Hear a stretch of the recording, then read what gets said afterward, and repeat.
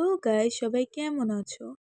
Welcome to our YouTube channel it's your Rose. যারা পেজ থেকে দেখছো তাদেরকে ওয়েলকাম। আজকে হচ্ছে আমি সিনেমা দেখতে যাব বসুন্ধরা সিটিতে। এখন হচ্ছে আমরা বের হব। আমি মেকআপ করে নিয়েছি, তোমরা হচ্ছে এটার ভিডিও দেখতে পাবে। Let's go. এখন হচ্ছে লিফটে উঠবো। আমি বসুন্ধরা সিটিতে হচ্ছে রাক্ষস মুভিটা দেখতে যাচ্ছি, মানে বসুন্ধরা সিনেমা হলে। এটা আমার অনেক দিনের মানে ইচ্ছা ছিল যে রাক্ষস মুভিটা যখন থেকে রিলিজ হয়েছে ঈদে, তখন থেকে এই সিয়াম আহমেদের মুভি তো দেখতে যাব করে যাওয়াই হচ্ছিল না। তো আজকে ভাবলাম ফ্রি আছি, চলো আজকে যাওয়া যাক।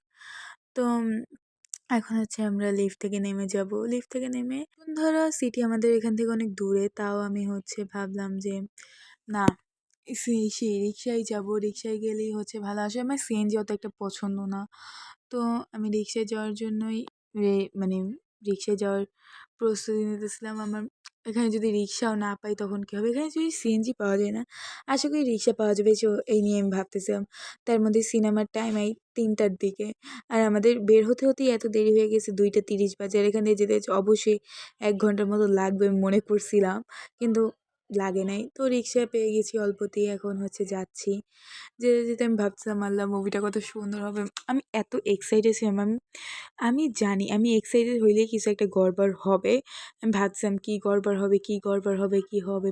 এখন হচ্ছে কথা বলতে বলতে দেখো আমরা সিনেমা হলেও চলে আসছি। সিনেমা হলে এসে আমরা হচ্ছে প্রথমেই দেখলাম অনেক ভিড়, কাউন্টার অনেক ভিড়। তো আমরা হচ্ছে ভাবলাম একটু যাই, একটু দেখি হচ্ছে আমরা কিছু খাওয়া দাওয়া করি। খাওয়া দাওয়া করলে তো মানে ভাল লাগবে, তখন হচ্ছে লাইনও ততক্ষণে কমবে, একটা পাবো। আর আমি রাক্ষস মুভি দেখবো, এটা একটা এক্সাইটমেন্ট যে আছে।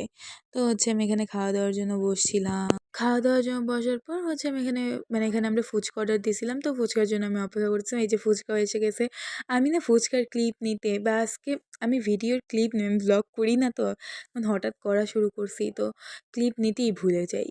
আর এখন তারপরে ফুচকা খাওয়ার পর আমরা হচ্ছে চিকেন খাইলাম। এখন হচ্ছে আসলে আমি চিকেন খাওয়া বা ইসের কোনো কিছুর ভিডিও নিতেই, ফুচকা খাওয়া বলো বা সিনেমা হলে ভিডিও নিতেই ভুলে গেছিলাম।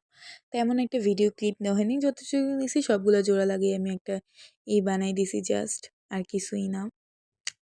ভিডিওটা অত একটা ভালো না হইলেও কিন্তু আজকে আমার এক্সাইটমেন্ট অনেক বেশি ছিল। তো আমি ভাবতেছি আমি একটা বাস, তো আমি খাইতে চলছি। আমি এখানে মানে হচ্ছে টিকিট কাটতে গেছিলো। আমি ভাবলাম এটা আমি আশেপাশটা ঘুরে দেখি। এখানে সিয়াম আহমেদের পোস্টার ছিল। এখন এখন মজার বিষয় হচ্ছে রাক্ষসের কোনো টিকিটই খালি ছিল না, সব বুক। পরে কী করবো, এখানে বনলতা এক্সপ্রেসও আমার ভাল লাগলো। আমার অনেক কষ্ট লাগছে, কিন্তু তাও আমি বনলতা এক্সপ্রেস দেখলাম। এই হচ্ছে তারপরে আমি আইসক্রিম খেলাম, আমার মনটা অনেক খারাপ ছিল। তাও আমরা বনলতা এক্সপ্রেসের টিকিটই কাটলাম, কী করব। তারপরে হচ্ছে পপকর্ন, কোক এগুলো কিনলাম। আমার মনটা এখন অনেক খারাপ যে আমি রাক্ষস দেখতে পারবো না। পরে হচ্ছে বনলতা মুভিটা শুরু হইলো। ওইখানে আমি কোনো ক্লিপ নিতে পারিনি। পরে হচ্ছে আমি থিয়েটারে বইসা অল্প কিছু ক্লিপ নিছি, সেগুলো হচ্ছে এগুলা মুভির মধ্যে এই কয়টা ক্লিপ নিছি। মুভিটা ভালোই ছিল। Banalata movie just wow! আমার মনে হয় আমি রাক্ষস মুভি দেখার কোনো আফসোসই আর থাকলো না বনলতা মুভিটা দেখার পর। আমার এত ভাল লাগছে, জাস্ট বেস্ট একটা মুভি। হুমায়ূন আহমেদের লেখা উপন্যাস থেকে কিছুক্ষণ উপন্যাস থেকে নেওয়া যদিও, এটা জাস্ট ওয়াও! এটার মতো মুভি আমি মানে আমি বাংলাদেশে কোনো মুভি এত জোস দেখি নাই। তোমরা এখন বলতে পারো তুমি না সিয়াম আহমেদের ফ্যান। আমি সিয়াম আহমেদের ফ্যান ছিলাম, আছি, থাকবো সবসময়। কিন্তু বনলতা এক্সপ্রেস জাস্ট ওয়াও হয়েছে। এটার তুলনা হয় না আসলে। আসলে বনলতা এক্সপ্রেসের তুলনা করাই যায় না। এটার তুলনা যে করবে সেটাই।